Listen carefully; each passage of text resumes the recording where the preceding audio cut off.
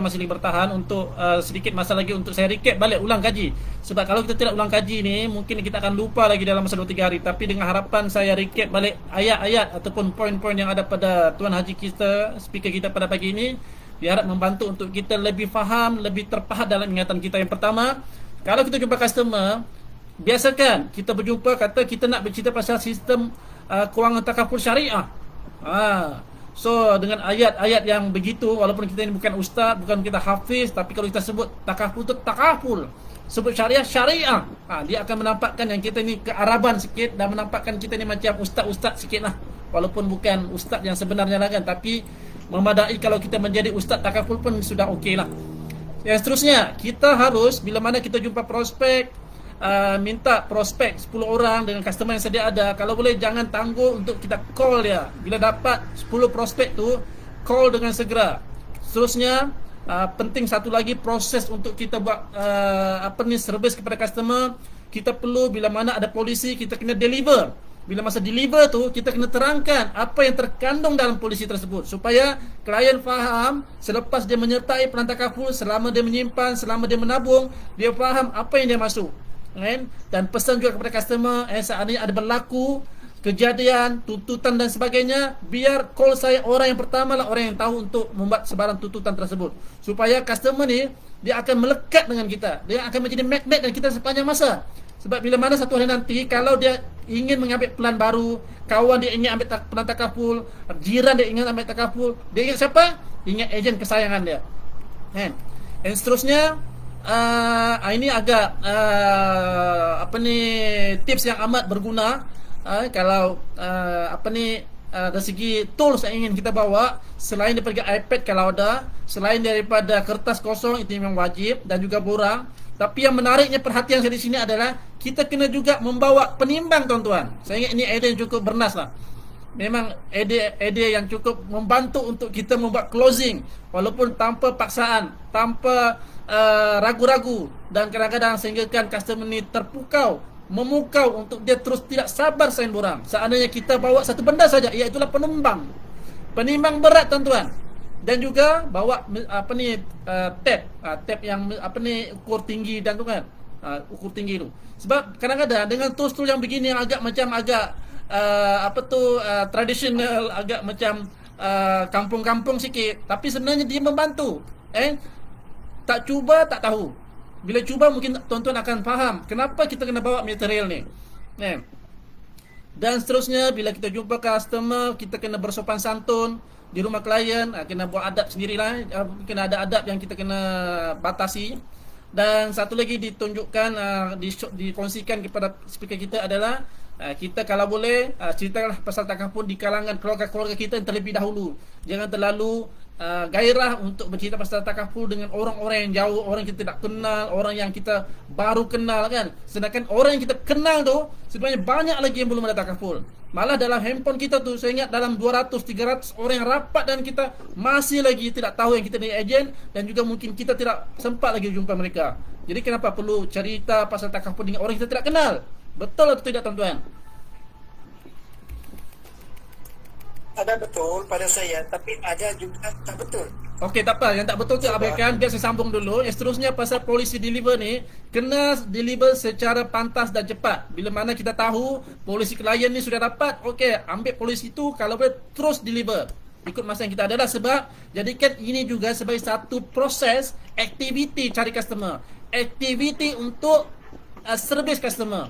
Sebab benda ni tidak boleh dipandang ringan. Sebab betul lah kata speaker kita, mencari yang baru, proses baru agak payah berbanding dengan kalau kita servis customer yang sedia ada ni, mereka yang recommend kita, itu lebih mudah untuk kita closing. Seandainya ada kabel, seandainya ada recommend daripada customer yang kita sedia ada ni, sebab wujudnya satu trust. Berbanding kalau kita jumpa customer yang baru, customer yang kita tidak kenal, agak payah prosesnya tu. Proses untuk membuat closing customer itulah yang baru ni kan.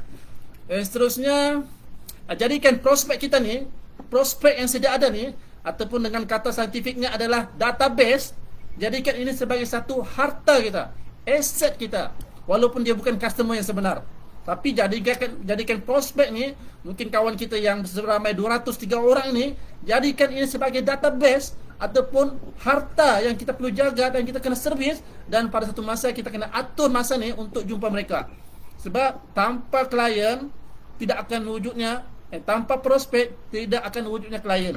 Sebab prosesnya macam tu, tidak serta-merta, tidak semena-mena, tidak ada logik akal. Kalau customer kita jumpa tiba-tiba ingin sign borang, mesti kita kena ada satu proses yang kita lalui yang dinamakan sebagai prospecting. Apa cara yang mudah? Cara yang mudah yang kita tadi adalah kawan yang terapat, dan kalau boleh adalah meminta 10 prospek daripada customer yang kita close pada ketika itu. Alright, yang seterusnya lagi yang menarik adalah kalau tuan-tuan beranggapan yang tuan-tuan ni membuat secara full time. Bagi saya full time dan part time memang tidak ada beza, tapi anggaplah tuan-tuan ini sebagai bekerja menjadi ejen takaful sebagai full time. Sebenarnya selayaknya tuan-tuan akan mencatatkan result dia 5 kali ganda. 5 kali ganda macam mana ukuran dia? Mungkin sebelum ni kita saja-saja submit 2 case, 3 case sebulan kan. Bila mana kita berfikiran, bermentalitikan, bermindsetkan full time, sepatutnya result dia tu 10 ke 15 case sebulan kita dapat. Ini segi mindset dan mentality lah yang kita kena terapkan supaya sepanjang masa kita buat takaful ni, anggaplah kita ni sebagai ejen yang full time. Tiada istilah full time dapat time lah. Dia menjadi satu mindset, menjadi satu satu sistem, belief system yang ada dalam mindset kita ni, untuk kita fikirkan kita ni full time, full the time, bukan full the time, full time yang kita kena capai sebulan 15 kali sebulan. Okey, antara tips yang ditunjukkan lagi satu adalah kita kena bekerja untuk isteri dan anak-anak lah. Jangan kita abaikan isteri sebagai kita sebagai bertanggungjawab, sebagai mak, sebagai ayah kepada anak-anak kita sendiri kan. Dan dibagi tahu juga kita ni ejen juga, dalam masa kita mencari customer, mencari prospek, kita kena juga ada satu masa untuk membayangkan, memikirkan untuk mencari ejen-ejen di bawah seliaan kita. Maknanya kena ajak rakan, teman, siapa yang kita rasakan ingin menjadi ejen, kita persilakan untuk pantas dan cepat untuk dia buat keputusan agar dia ambil exam segera. Jangan dilewat-lewatkan sebab takut dia akan pergi tempat company lain, takut dia pergi konvensional pula, takut dia pergi mungkin mungkin orang lain, ejen lain. Sedangkan kita rapat dengan dia. Jadi kalau kita tidak bersuara, kalau kita tidak lontarkan pelawaan dan tawaran tersebut, mana mungkin customer ini akan fikir kalau jadi ejen mesti cari kita. Tidak. Jadi kalau kita bersuara, kalau kita ajukan pertanyaan dan membuat tawaran untuk bersama kita menjadi ejen, itu lebih baik. Seterusnya yang cukup tersentuh di hati bila mana tuan speaker kita Haji Isa kita berkongsi tentang solat duha ni perlu diamalkan selama 40 hari berturut-turut sebelum kita keluar kerja. Sebelum kita melaksanakan tanggungjawab kita sebagai ejen sepanjang hari itu, agar dengan hikmah ataupun al-sebab duha ni boleh melancarkan rezeki dan juga sebarang urusan kita sepanjang hari tersebut. Seterusnya kita kena sayang Allah, sayang Rasul, dan juga sayanglah isteri, pasangan masing-masing dan juga anak-anak. Dan ada lagi yang bukan yang terakhir ini, ada lagi sini disentuh, kena berdermalah setiap hari. Sebab ini akan melancarkan urusan rezeki kita yang tidak disangka-sangka, walaupun RM1 sehari tuan-tuan. Jadi amalkan tabiat, habit, setiap hari kena menderma. Okey, menjawab persoalan audien, speaker kita bertanya dan bersoal, ini menjawab bahawasanya bila mana kita buat presentation, kena sesuaikan dengan latar lingkungan umur klien tersebut ataupun prospek. Jangan kita, kalau orang yang umur 50, kita bercerita dalam konteks skrip persembahan tu tadi, orang yang umur baru dapat kerja. Tidak sesuai. Jadi kita ejen perlu ikut kesesuaian. Siapa yang rasanya kita boleh takafulkan dengan ayat-ayat yang macam mana. Seperti mana dalam tajuk hari ini, presentation cara BBNU. Saya rasa ini sudah memberi jawapan kepada kita sebagai orang yang penceramah, seorang ejen yang baru dalam industri. Tak kisahlah baru tu dalam konteks 1 tahun ataupun 2 tahun, anggaplah kita nak baru. Sebab dengan kehadiran kita pada hari ini sebenarnya memberi satu lembaran baru, supaya selama ini rupa-rupanya ada kesilapan yang kita buat, ada benda yang kita termiss kita buat. So hari ini seolah-olah macam kita ni satu jelmaan, sesuatu perubahan lembaran baru yang kita kena tukar dengan cara rentak yang dikongsikan oleh tuan speaker kita ni, menjadi satu yang amat berguna untuk kita menjadi seorang ejen yang berkualiti, ejen yang produktif, dan juga ejen yang bertanggungjawab sebagai ejen pada diri sendiri, pada keluarga, pada masyarakat, dan seterusnya pada agama dan negara. Boleh tuan-tuan? Boleh. Mantap. Alright. Boleh. Adakah anda masih ada? Sebelum kita meneruskan, ada satu pengumuman sebelum kita leraikan perjumpaan meeting bulanan kita pada pagi ini. Ada persoalan? Cadangan, Dik. Ya, cadangan. Ada cadangan. Teruskan. Okey. Kalau saya tengok program ni sangat cantik. Pada saya, sayang cuma dia sekali. Kalau boleh dikerapkan sekali lagi lah, 2 minggu sekali kan, Ya. 3 minggu sekali kan, Okey. dikerapkan lah. Okey, cadangan tu agak amat baik, tapi apa yang kita perhatikan adalah selalunya setiap weekend tu kadang-kadang ada banyak aktiviti ataupun kelas official Gemilang punya. Jadi saya rasa kita pun sebenarnya pada hari ini berkebetulan dia kosong. Tiada aktiviti ataupun kelas-kelas yang dianjurkan oleh pihak Gemilang sendiri. Minggu lepas ada dan minggu depan ada. Jadi alhamdulillah telah kita atur bahawasanya perancangan kita tu menjadi. Kita dapat berjaya juga, sebab kalau ikutkan kita akan delay ataupun tangguhkan ke bulan depan. Bulannya bulan ini tak ada.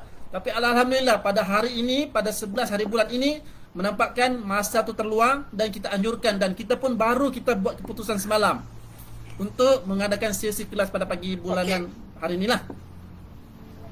Ya. Boleh? Yang kedua, ini saya cadangkan lah, ini satu kumpulan kelas ni kan. Ya. Kalau boleh buat grup WhatsApp. Grup WhatsApp Dalam ni kelas buat grup WhatsApp lah kalau boleh. Boleh. Kita akan ajukanlah persoalan ni. Ya. Ada soalan yang lain? Yang lain mana? Jadi semua cakap Ediran itu memang hebat. Tak ada yang salah. Cuma saya cakap salah tadi supaya Tuan Haji Isa bangun sikit gambar. Apa? Ulang sekali. Tak dengar. Apa Tuan Edi Ramli cakap? Ya. Edi Ramli cakap semua betul. Semua betul. Alhamdulillah. Saya dah cakap tadi ada betul, sebetulnya itu hanya guguran supaya Tuan Haji Isa bangun sekejap. Itu saja. Ya, tengok dia punya cutting sado dia macam mana kan? Begitu tak? Okey. Ya. Tak apa. Ada dua pengumuman di sini sebelum saya mungkin pass kepada kita punya big boss kita juga, iaitu Tuan Haji Rosli nanti sekejap lagi. Sebelum ni saya ajukan dulu satu pengumuman penting yang tuan-tuan perlu ambil perhatian juga sebagai saya ejen, dan persoalannya adakah anda ingin berjaya? Say hi. Hai. Seorangnya. Hai. Hai, Alhamdulillah. tetap